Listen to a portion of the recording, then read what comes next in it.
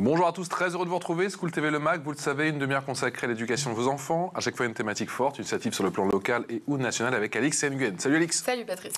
On va rêver un petit peu aujourd'hui. Je t'emmène sur les belles plages de sable fin, chez moi en Martinique. C'est parti pour le sommaire. Le Mag qui vous propose, je vous le disais effectivement, un voyage en Martinique. On va se poser l'espace de 30 minutes sur l'île pour faire un état des lieux en ce qui concerne l'éducation. Quelles nouveautés, quels défis, quelles urgences, aussi éléments de réponse avec notre invité dans un instant. Dans cette émission, il sera bien entendu question de l'environnement scolaire, du bien-être des élèves et des professeurs.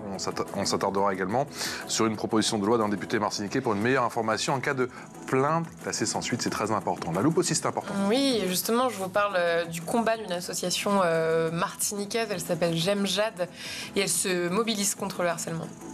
On y va.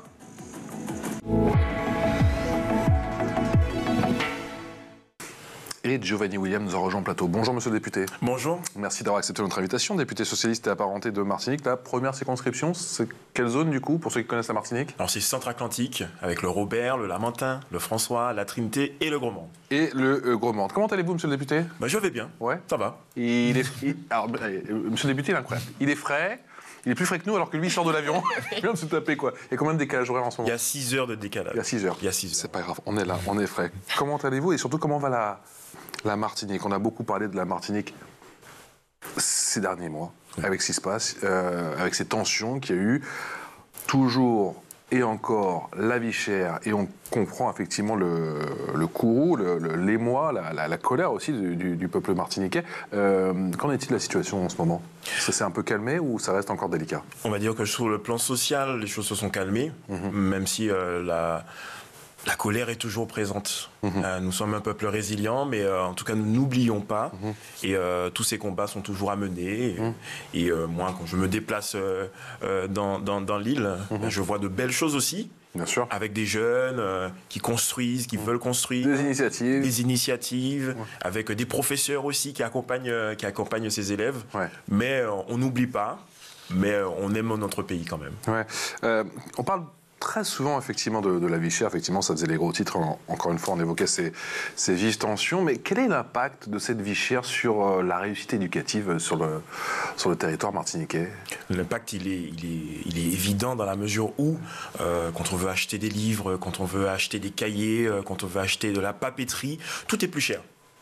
Et lorsque tout est plus cher, eh bien on voit quoi? Une espèce une fracture finalement entre les gens, entre certains élèves, malheureusement. Donc là, déjà, il y a un impact à ce niveau-là. Impact qu'on essaie de réduire parce que dans notre territoire, il y a beaucoup d'uniformes. On utilise l'uniforme pour éviter, pour avoir ce brassage concret. Mais je le disais souvent, parce qu'il y a eu tous ces débats, monsieur le député, sur les uniformes, je me dis, mais moi, je ne suis pas né en Martinique, mais c'est vrai que mes parents sont nés là-bas. Et tous les étés, quand j'allais en vacances là-bas, mais je voyais tous les enfants à l'école publique ou privée, mais publique. Ils sont toujours en uniforme. Oui, chez nous, il n'y a pas de débat. Il n'y avait pas de débat. Chez nous, en fait, il n'y a pas de débat. Ton petit polo, ton petit short. Voilà, le t-shirt. Blanc ou exactement, coloré, voilà, avec le jean. Il n'y a pas de débat à ce niveau-là.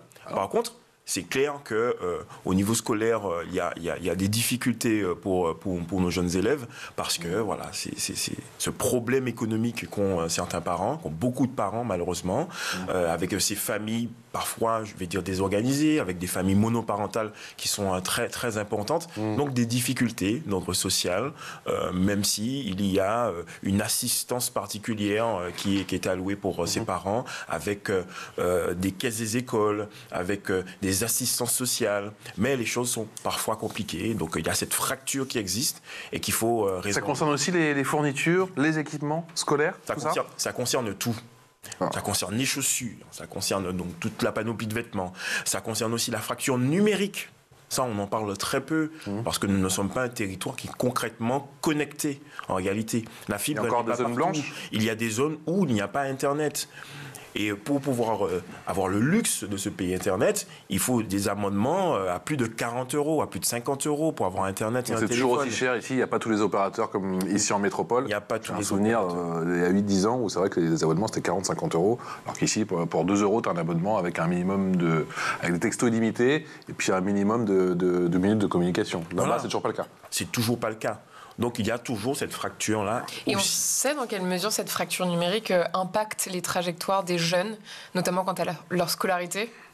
Écoutez, quand on est dans une école de quartier, dans une petite commune, et on ne peut pas avoir de tablette parce qu'il y a un problème de réseau, alors qu'à côté, si on va au centre-ville, si on va sur Fort-de-France, ces grosses conurbations où il y a la fibre, on voit tout de suite la différence. On voit tout de suite la différence. Mais fort heureusement, nous avons des équipes éducatives qui sont là pour pallier à tout ça, et nous avons de belles réussites. D'ailleurs, nous avons un lycée qui a été primé à Sainte-Marie, donc dans le Nord, où lycée reconnu internationalement, en tout cas sur le plan national, reconnu comme étant l'un des meilleurs lycées de France. Donc on a de très belles réussites aussi, et on se doit de le dire également. C'est-à-dire qu'avec très peu ou trop peu, on peut faire beaucoup. C'est ça le message. Nous, on y et en arrive. même temps, peut-être pas le dire trop fort, parce que sinon, si on veut avoir des budgets... Nous, on y arrive, mais ce n'est pas pour autant qu'il faut le marteler, parce que nous manquons sincèrement de budget au niveau de nos territoires. Mais alors, qui peut porter cette parole? Effectivement, le constat, il est évident. Que disent les pouvoirs publics, justement, quand vous dites que vous manquez de tout? Au national, on nous répond, mais vous savez, la démographie fait que vous n'avez pas besoin d'autant de professeurs. La démographie démontre que, finalement, vous n'êtes pas si mal loti que ça. Et puis, on va rejeter la faute sur d'autres collectivités. Parce que nous sommes un système français où, par exemple, pour une école primaire, le bâti vient de la responsabilité d'une commune. Bien sûr. Le collège, c'est de la responsabilité d'une autre collectivité, et le lycée. Ce qui fait que chacun se renvoie la balle, mais au centre de tout ça, il y a nos enfants. Surtout que le bâti, c'est une île, hein, et tu sais que quand tu vis au bord de la mer, en termes de dégradation, l'érosion, les bâtiments, enfin, tu sais qu'il faut refaire la peinture assez régulièrement. C'est pas comme à Paris où, effectivement, les bâtiments sont un peu plus préservés. Quand tu vis pas loin de la mer, tu sais que ça se dégrade quand même beaucoup plus rapidement. Alix. L'accès à la formation reste inégal sur le territoire. Est-ce qu'il faut repenser l'offre éducative en Martinique? Il faut totalement repenser l'offre éducative. Totalement repenser. Pourquoi? Parce qu'il y a beaucoup de formations éparses, mais il n'y a pas de cohésion en réalité des formations. Je pense qu'il y a des possibilités de spécialiser, je vais dire ça comme ça, assez tôt, parce qu'il y a des marchés à prendre, il y a des marchés à conquérir. Nous sommes des territoires, on va dire, expérimentaux sur certains plans. Le photovoltaïque, notre biodiversité. Grâce à nous, la France est le deuxième territoire en termes de zone économique exclusive. Avant nous, ce sont les États-Unis. Nous en parlions tout à l'heure, nous sommes un territoire le plus vieux de France, donc avec énormément de seniors. Donc là aussi, il y a des choses à faire. Valorisé sur le territoire, les jeunes n'en ont pas assez conscience? Pas suffisamment valorisé. Malheureusement, il y a un manque d'attractivité aussi de certains métiers. Et pour ça, il faut travailler sur ces questions-là. Il faut que tout le monde puisse s'asseoir autour d'une table et puis réfléchir à la Martinique de demain, la Guadeloupe de demain, la Guyane de demain. C'est important pour nous. Comment on peut travailler sur l'environnement scolaire, monsieur le député? Alors bien sûr, ça... Par l'environnement scolaire, donc forcément on va revenir au budget, mais comment on peut assurer un environnement scolaire digne de ce nom pour les élèves et les professeurs aussi, pour qui c'est difficile aussi? Il faut rétablir la confiance, je pense. La confiance au système éducatif. Nous avons des professeurs qui font un travail extraordinaire, mais leur travail n'est pas forcément valorisé. Il faut rétablir la confiance, notamment en aidant les élèves qui en ont besoin le plus. Les AESH. On en parle très souvent à l'Assemblée nationale, mais dans notre territoire, par exemple, il manque d'AESH. Il manque de valorisation de ces métiers qui sont importants pour l'éducation de nos enfants, de nos élèves. Il manque aussi cette autorité du professeur lorsqu'il dit quelque chose. Il manque aussi un accompagnement médical, parce que avec... Mais comment ça a basculé, pardon de vous couper, monsieur le député, parce que moi, mes parents me racontaient à l'époque, bien sûr c'était une autre époque, mais que le professeur était respecté, voire même craint, parce que bon, c'était d'autres pratiques, on va dire. Mais comment ça a pu basculer, effectivement? Il n'y a plus, en Martinique aussi, en Guadeloupe, le maître, la maîtresse, le professeur n'a plus ce statut, c'est plus sacralisé? Il y a des cas comme ça, oui. Ça, c'est clair, c'est évident. Il ne faut pas se cacher. Maintenant, il faut travailler, je veux dire, bien en amont. Parce qu'on parle d'éducation nationale, mais l'éducation passe aussi par les parents. Et dans la mesure où il y a des difficultés aussi au sein des familles, il faut aussi travailler là-dessus. Donc quand on parle de l'école, eh bien l'enfant, il a ses problèmes chez lui, et ces problèmes, ils vont forcément du côté de l'école. Et de l'école, il va ramener ses problèmes aussi à la maison. Donc il y a aussi ce travail-là à faire auprès des familles, avec les familles, parce que nous sommes dans un environnement parfois anxiogène, et malheureusement, ça va transpirer sur les enfants et sur les familles. Oui, justement, vous parlez du sujet des parents. Tout à l'heure, vous évoquiez le sujet des familles monoparentales. On sait que c'est souvent des mamans. Oui. Quel levier activer pour leur venir en aide? Que peut-on faire de plus? Peut-être pas de plus, mais de mieux. Je vais dire ça comme ça. De mieux dans l'accompagnement qu'il y a dès que l'enfant va naître, à savoir les crèches. Nous manquons de crèches. Aujourd'hui, moi, j'ai été interpellé par des assistantes de crèche qui me disent on a des difficultés à pouvoir nous installer. Donc ça part de là.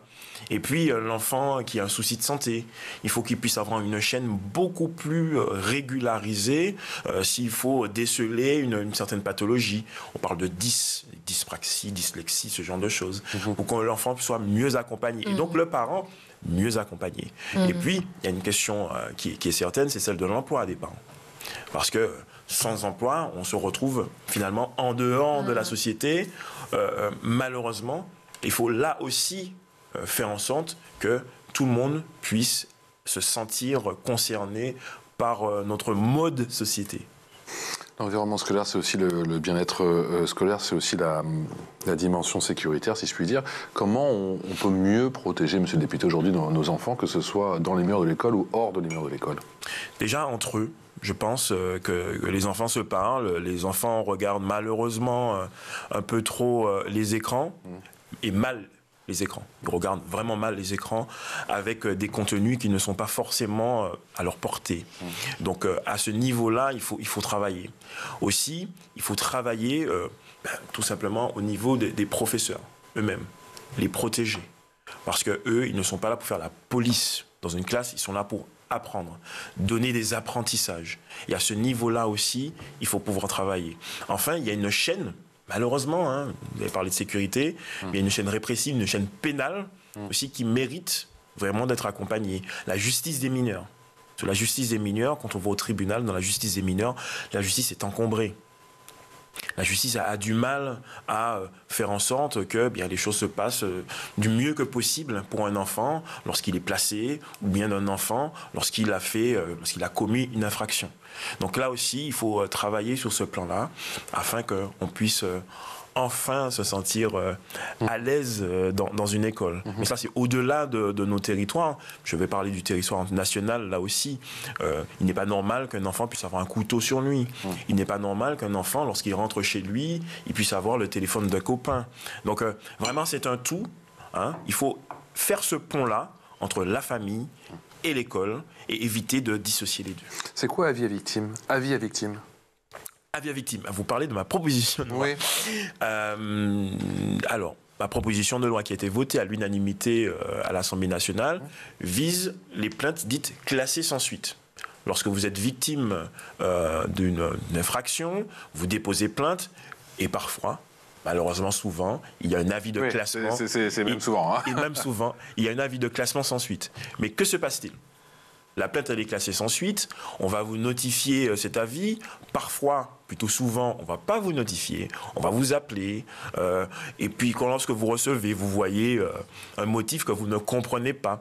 Cette plainte vise justement à rétablir de la transparence, vise à faire en sorte qu'il y ait une meilleure information de la victime, qu'elle puisse choisir aussi son mode de notification. Si par exemple vous préférez qu'on vous contacte par mail ou qu'on vous contacte avec un recommandé, bien cette proposition de loi vise cela et puis vers l'intelligibilité des motifs de la plainte parce qu'on ne peut pas toujours comprendre l'environnement juridique et judiciaire. On n'a pas forcément le jargon ni ce vocabulaire.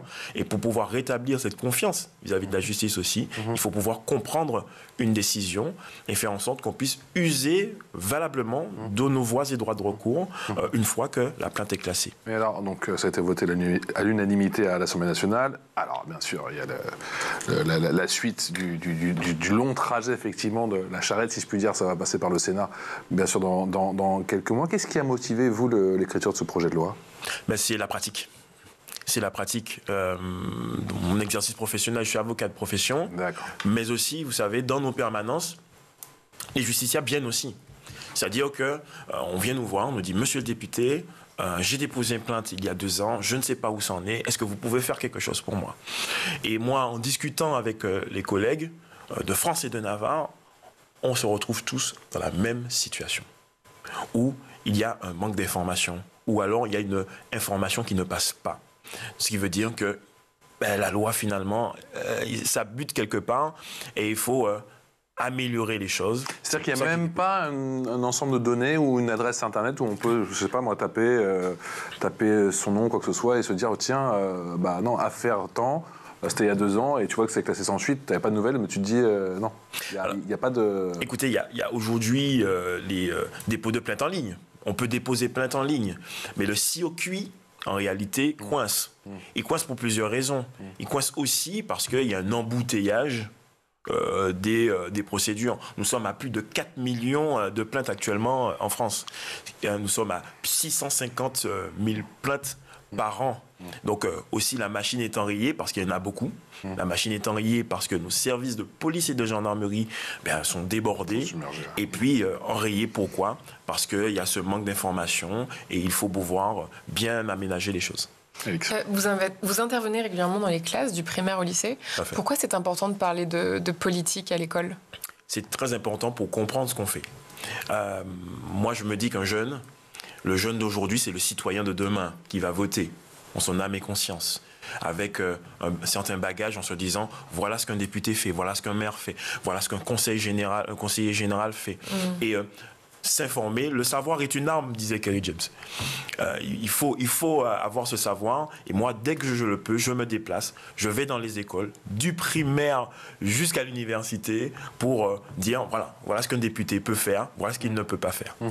Et il pose des questions sur le droit ou pas ? Ou vous introduisez le droit ? Parce que moi j'ai toujours, c'est mon sentiment personnel, et j'en ai pas fait, mais qu'on n'a pas cette culture du droit en France. Et en pire, le peu de culture qu'on a, j'ai l'impression que c'est la culture anglo-saxonne parce qu'il y a toutes les séries, tu sais. Tu te dis, tiens, c'est comme ça, alors que nous, notre système, il n'a rien à voir. Exactement. Et dans nos territoires, nous sommes une population de l'oralité. Ce qui veut dire qu'on n'a pas forcément l'écrit à côté de nous, mais un peuple vraiment dans l'oralité. Ce qui veut dire que c'est vrai que le droit, la notion de droit n'est pas forcément... c'est pas un réflexe. Mais à chaque fois, du primaire jusqu'à l'université, il y a toujours une question autour de « oui, mais est-ce que j'ai le droit de faire ça ? Est-ce que je peux faire ça ?» Et du coup, moi, je l'adapte avec des cas pratiques en fonction pour qu'ils puissent comprendre et se dire « bon ben voilà, nous avons des droits, mais nous avons aussi des devoirs. Ça, c'est important. Et faire attention aussi à la liberté des autres parce que nous vivons dans un monde, dans une société, on n'est pas tout seul. Finalement, votre démarche, c'est une forme de... Vous contribuez à une forme d'éducation à la citoyenneté. Exactement, mais c'est une obligation que nous avons, nous politiques, à mon avis, d'éduquer à cela et de faire en sorte que nos citoyens de demain puissent comprendre et avoir tous les bagages nécessaires pour aller voter aussi. Parce qu'on a une difficulté concrète, c'est l'abstention. Bien sûr. Oui. Pour éviter ça, il faut informer, former, mieux former. Et grâce à ça, on pourra aller. C'est une goutte d'eau, mais c'est déjà pas mal. Quand on est avocat, devenir député, quelque part, c'est une suite logique ? Oui et non. Oui et non. L'avocat interprète le droit, la loi. Le député, il fait la loi. Il fait la loi. Donc ça se complète. Maintenant, c'est pas la panacée, parce que c'est une logique différente. Lorsqu'on doit débattre à l'Assemblée nationale que quand on est devant un tribunal. L'oralité, ça peut servir. L'oralité, c'est aussi la loupe avec Alix. Et Alix, aujourd'hui, on se concentre sur le combat d'une association martiniquaise, J'aime Jade, ou J'aime Jade, elle se mobilise contre le harcèlement à l'école comme ailleurs. Et oui, parfois l'indicible devient moteur d'engagement. Une tragédie peut donner naissance à un combat collectif. Le 29 décembre 2017, en Martinique, est née une association, J'aime Jade, une étoile dans la nuit. Derrière ce nom, il y a une enfant, Jade. Elle avait 11 ans quand elle a mis fin à ses jours en juin 2017, après avoir été victime de harcèlement scolaire. Depuis, ses parents, Maryse et Gilles Jean-Marie, ont décidé que le silence ne serait plus une option. Avec des proches, ils ont fondé cette association pour que ce qu'a vécu Jade ne soit plus jamais ignoré et que d'autres enfants ne souffrent pas en silence. J'aime Jade œuvre chaque jour pour lutter contre toutes les formes de violence et de harcèlement en milieu scolaire, mais aussi dans les clubs sportifs et autres structures accueillant des jeunes. L'approche de l'association est assez complète: sensibiliser, informer, former, mais aussi accompagner, conférences, actions sur le terrain, partenariats culturels, challenges collectifs comme celui de Cumulons nos pas pour lutter contre le harcèlement scolaire, ou encore des interventions pédagogiques auprès des plus jeunes. Ce combat, Maryse Jean-Marie le mène sans relâche. On l'écoute. Le 16 juin 2017, Jade, élève de 6e, décédait par pendaison. Quelle stupéfaction, quelle horreur. L'horreur fut plus grande lorsque l'enquête de gendarmerie a décelé que ma fille est décédée à cause du harcèlement scolaire. Moi, sa mère, je n'ai rien vu. Je n'ai rien su de ses souffrances. Dans l'omerta, elle combattait ses camarades qui la harcelaient. Alors, pour que plus jamais ce fléau ne puisse faire de victimes, avec ma famille, nous décidons de créer l'association J'aime Jade, une étoile dans la nuit, le 29 décembre 2017. Notre mission, aller à la rencontre de tous les élèves de la Martinique pour parler des causes et conséquences du harcèlement scolaire. Giovanni Williams, c'est une association que vous soutenez. Pourquoi ce combat vous tient-il particulièrement à cœur ? C'est un combat qui me tient à cœur parce que le suicide d'un enfant, c'est l'échec d'une société. Madame Jean-Marie et sa famille font un travail extraordinaire qu'il faut soutenir. C'est une association qui a aussi des difficultés parce que si on a ouvert par exemple un numéro vert, un numéro d'accueil pour entendre les familles et les enfants par exemple qui sont en difficulté, qui sont en souffrance, malheureusement dans notre territoire nous avons 6 heures de décalage. Ce n'est qu'un petit exemple, mais c'est beaucoup. Et ce qui veut dire que ce numéro n'est pas forcément ouvert à des tranches horaires adaptées pour notre territoire. Ça, c'est un exemple. Et c'est ça aussi le sens du travail que nous faisons, c'est l'adaptation de ce qui se passe en France, que ça se passe aussi dans nos territoires. Et vraiment, Madame Jean-Marie, elle sensibilise énormément de jeunes. Parce que, pas uniquement ceux qui se sentent harcelés, mais aussi les harceleurs. Parce que le harceleur, c'est aussi un enfant. C'est un enfant aussi qui est dans la souffrance. Et ce sera derrière une famille dans la souffrance. Donc il faut aider ce type de structure parce que les choses partent aussi de là. Quelle est la réalité sur le terrain du harcèlement justement en Martinique? Est-ce que vous avez le sentiment, vous, et notamment par le biais de cette association, qu'il y a de plus en plus de cas, ou c'est juste que c'est peut-être un peu plus médiatisé aujourd'hui? C'est un peu plus médiatisé, mais les vecteurs sont différents parce que nous avons les réseaux sociaux. Les réseaux sociaux sont une chance, mais c'est aussi une difficulté. Une difficulté parce que le harceleur, il n'est pas forcément connu. Et donc la souffrance, elle est encore plus grande. Et la recherche, elle est encore plus difficile en réalité pour résorber ces cas-là. Donc il faut s'adapter aux moyens techniques que sont les nôtres. Et Martinique, Guadeloupe, dans tous les territoires et dans la France, je dirais pas, il n'y a pas de différence en réalité. Mais le combat, il est toujours à mener. Vous portez des propositions pour le retour et l'emploi des jeunes diplômés martiniquais. Tout à fait. Déjà, pourquoi ça vous tient tant à cœur? Et quels leviers concrets peuvent être activés pour éviter l'exil, entre guillemets? Vous savez, on a connu le Bumidum. Bumidum, c'était un exode forcé de notre population vers la France hexagonale qui manquait de main-d'œuvre. Donc, il y a beaucoup d'Antillais, ils étaient au PTT auparavant, dans les hôpitaux, dans les services publics. Et c'est une génération qui est restée et qui a fait des enfants, qui a fait après des enfants et qui ne revient pas dans nos territoires. Aujourd'hui, par exemple, la Martinique, c'est le territoire le plus vieux de France, mais aussi celui qui perd le plus d'habitants par année. Nous perdons entre 3 000 et 4 000 habitants par année. Des jeunes partent, vont se former et ne reviennent pas. Ce qui veut dire que dans quelques années, nous serons 250 000 en Martinique. Il y a 250 000 personnes, ce sont des services publics qui vont fermer. Ce sont des entreprises qui vont fermer également. Donc il faut refaire revenir nos jeunes. Ça, c'est important. Il faut rendre attractif notre territoire. Ce n'est pas uniquement de la responsabilité de l'État, c'est aussi de notre responsabilité à nous, ça commence par collectivement. quoi alors? Ça commence par une prise de conscience. Ça doit se poursuivre par des politiques publiques adaptées. Ça passe aussi par des incitations au retour. Et c'est dans le sens de certaines propositions que j'ai pu faire, de choses qui ont pu passer aussi. Faire en sorte qu'on puisse se former. Il n'est pas interdit de se former ailleurs que notre île, mais il est essentiel de penser à un retour parce que notre pays en a besoin. Et les jeunes générations et ceux qui restent et ceux qu'on est en train de former, les citoyens de demain, les jeunes martiniquais, est-ce qu'ils sont sensibles justement au devenir de leur île sur un plan écologique, climatique? Tout à fait. Oui. Tout à fait. La sensibilisation, elle est là. Le regard, il est là, il est présent, et les jeunes veulent rentrer. Mais il y a beaucoup de difficultés pour entrer. L'attractivité, le manque d'emplois qualifiés. Parce que nous avons des jeunes hyper qualifiés qui, malheureusement, n'arrivent pas à trouver un emploi chez eux. Mais ils veulent tout de même rentrer parce qu'ils ont leur famille, ils ont leurs amis, mais ils ont aussi leur pays, Martinique, Guadeloupe, Guyane, Réunion, où ils veulent participer à cet effort collectif. Et sur le plan écologique, ils y pensent beaucoup. Et il y a de plus en plus de jeunes qui se forment aux métiers liés à l'environnement. Et je les exhorte à le faire parce qu'il y a de très beaux métiers. Et nous pouvons être territoire expérimental sur énormément de choses. Une vitrine pour nous-mêmes, pour la Caraïbe, si on est de la Caraïbe, et pour la France. Et pour le monde.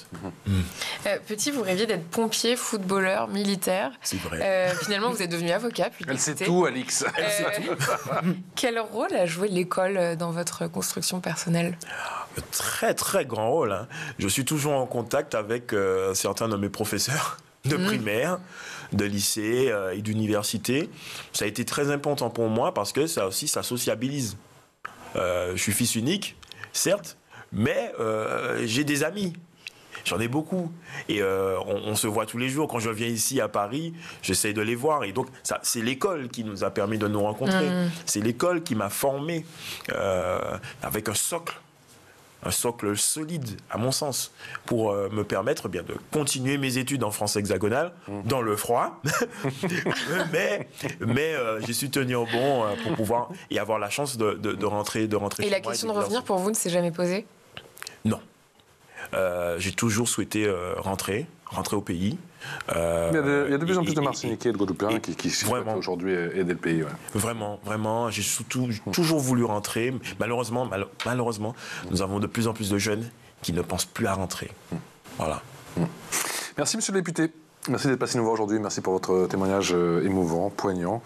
Et merci encore une fois, notamment pour votre projet de loi qui, donc, maintenant, on attend effectivement la charrette législative. Ce sera du côté du Sénat dans quelques mois. Giovanni William, député socialiste et apparenté de Martinique, la première circonscription pour être un peu plus précis. Merci, monsieur le député. Alix, on se retrouve demain. À demain. On a voyagé, c'est beau. Maintenant, il faut vraiment y aller. Ciao.